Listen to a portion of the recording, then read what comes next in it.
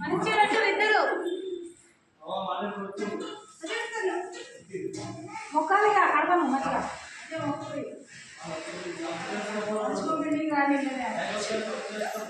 మొత్తం అక్కడికి ఇక్కడ రాయి లాస్ట్ దాకా రాయి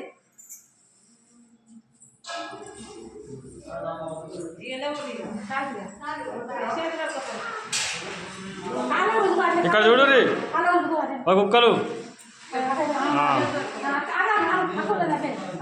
మీరు మూడు వంగాడా ఇద్దరు ఉంటారు ఒకేలా